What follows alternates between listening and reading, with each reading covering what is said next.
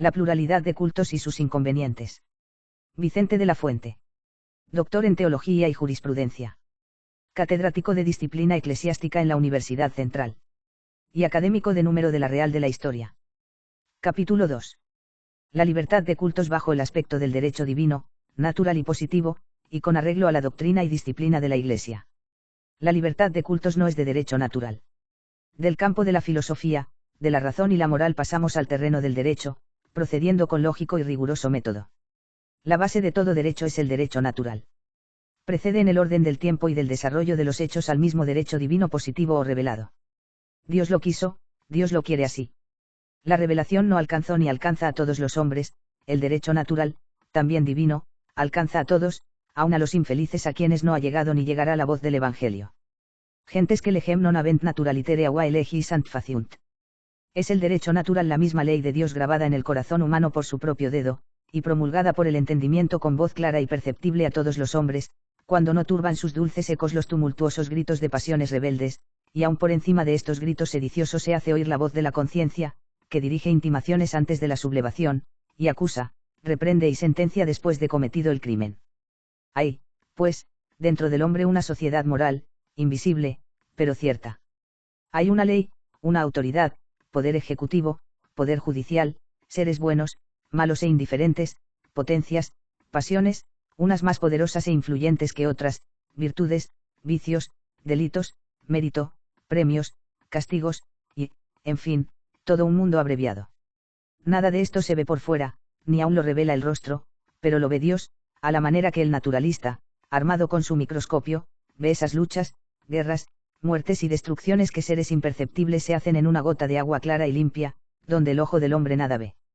Reconocemos, pues, la existencia de un derecho natural preexistente a todo derecho, fuente y origen de todo derecho humano, piedra de toque en que se contrastan su bondad y su malicia.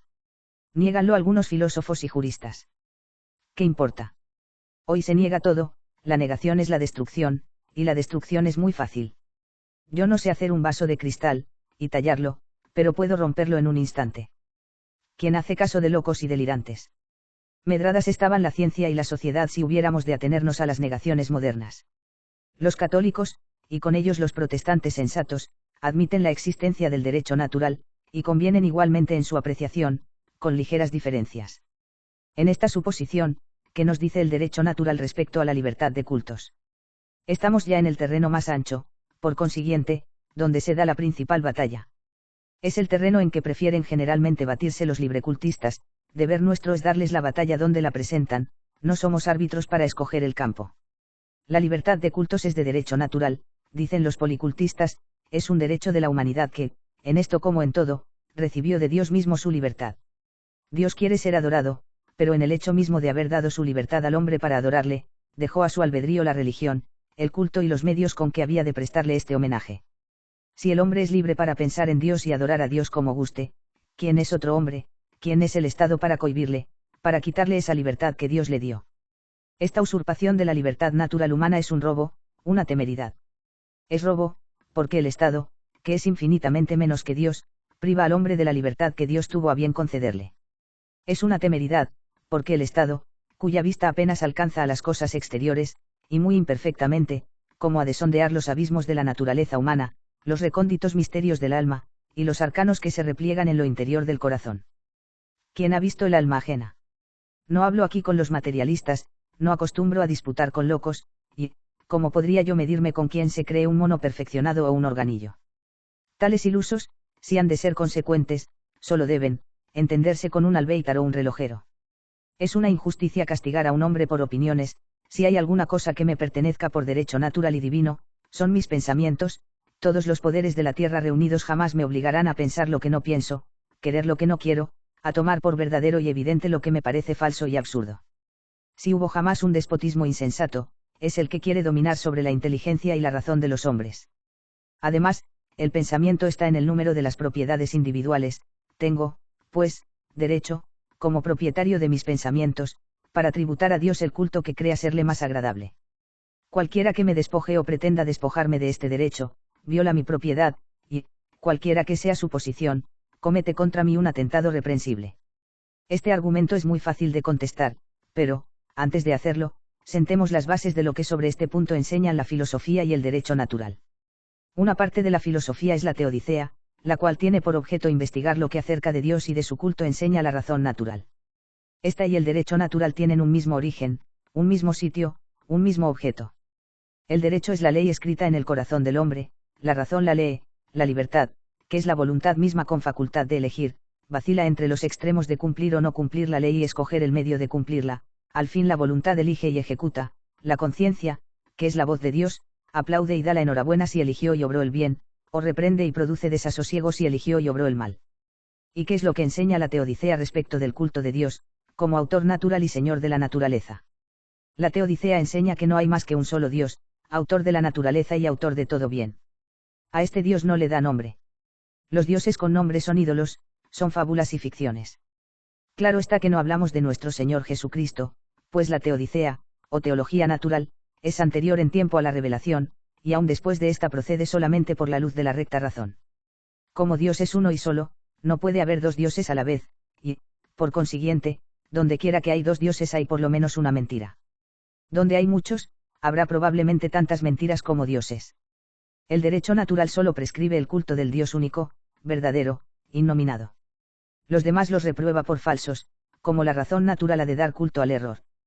Y ello es irremisible, y si a la razón natural se la autoriza a dar culto a dos dioses, se le permite dar culto a un error, a una patraña, puesto que el uno de ellos, por lo menos, consiste en un embuste. En tal caso, la razón natural tendría que ser una razón irracional. Luego la dualidad, y mucho más la pluralidad de cultos, es contraria al derecho natural, tal como lo concibe la razón natural. Y si la pluralidad es contraria al derecho natural, tendrá el hombre en particular, ni la humanidad entera, o sea el género humano, derecho a la pluralidad y libertad de cultos. Esto es absurdo, y, con todo, esto es lo que se dice al sostener que por derecho natural puede el hombre dar culto a Dios como guste. Este principio antifilosófico, antijurídico y anticatólico viene a sancionar una serie de errores indignos de un hombre medianamente reflexivo. Viene a legitimar el culto de Shiva y de los hindús, de los zags y estranguladores en la India, el culto de los cocodrilos, el ibis y las cebollas en Egipto, el culto de Príapo, de Venus y Mercurio, los sacrificios humanos en Cartago, en Palestina y Asiria, en las Galias y en México, y aun en la misma Roma. Uno de los augurios para la prosperidad de la guerra consistía en enterrar vivo a un galo en el Forum Boarium. Esta teoría ridícula autoriza al negro de Mozambique para dar culto a una estera de colores colgada de un palo, y al mormón para la comunidad de mujeres, pues uno y otro proceden así con arreglo a lo que ellos creen acerca de Dios, y en su moral irilian natural. Un israelita ofrecerá a Dios el sacrificio de un cordero, pero un sectario de Shiva echará el lazo al cuello del primer hombre que pueda sorprender, y lo estrangulará con gran devoción, sin odio, sin rencor, antes bien con cierta fruición interior y devota, porque en aquel momento envía a su Dios un espíritu, que estaba atado aquí bajo en la tierra, siente el mismo placer que el hombre caritativo que desata a un infeliz viajero atado por unos ladrones. Admitamos el principio de que por derecho natural el hombre es libre para dar culto a Dios como guste, y equiparamos la estrangulación hecha por un sectario de Shiva con el acto de San Pedro Nolasco, quedándose cautivo por rescatar a un infeliz prisionero. Creo que en lo humano difícilmente cabe mayor absurdo ni más grosero desatino. Veamos, pues, ahora la sencilla respuesta a ese sofisma. Se concede que el hombre tiene esta libertad, pero se niega rotundamente que tenga tal derecho. El hombre no tiene derecho al mal ni al error, y la naturaleza, no solamente no le concede este derecho, sino que se lo prohíbe terminantemente. Confunden los policultistas miserablemente la libertad con el derecho, error grosero en que suelen incurrir aún algunos de los que pasan por sabios. La libertad no es el derecho. Es indudable que el hombre tiene libertad natural de cultos, pero esta libertad es una mera facultad, 6, por decirlo así, un atributo del hombre, no un derecho.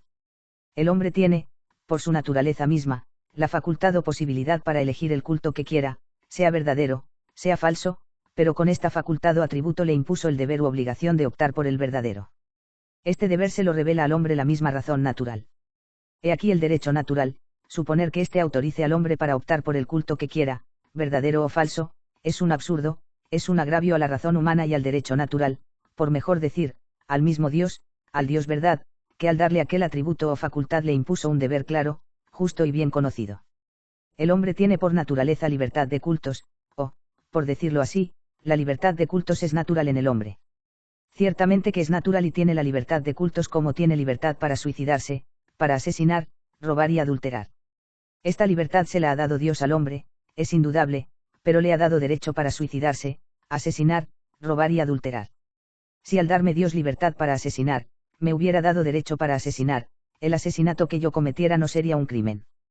¿Por qué, pues, he de confundir la libertad que Dios me da para elegir el culto que quiera, con el derecho de elegir un culto falso, y malo, cuando Él me prescribe que solo opte por uno verdadero, y por consiguiente bueno? Por derecho natural se prescribe el culto interno y externo para Dios, pero solo en su esencia, pues no hay forma determinada de culto. Los hijos de Adán daban culto externo natural a Dios por medio de holocaustos, no habiendo entonces sacerdotes y a quienes ofrecer los diezmos y primicias, o pobres a quienes sustentar con ellos. Así, pues, el culto natural a Dios es libérrimo, pues Dios no quiso fijarle determinada forma. Pero una vez supuesta la revelación, que ilustra a la razón natural, está ya dada la forma por el mismo Dios. Esta forma de derecho divino es única, como Dios es uno, verdad como Dios es verdad, es exclusiva, absoluta, intolerante por necesidad, todas las demás son falsas invenciones humanas, mentira, agravio a Dios, y reprobadas por Él. Suponer, pues, que la libertad de culto sea un derecho del hombre, es manifestar que no se sabe ni lo que es libertad y culto, ni lo que es derecho y naturaleza. La pluralidad de cultos y sus inconvenientes. Capítulo 2. Por don Vicente de la Fuente. Doctor en Teología y Jurisprudencia, catedrático de Disciplina Eclesiástica en la Universidad Central y académico de número de la Real de la Historia. Con licencia de la Autoridad Eclesiástica. Año 1865.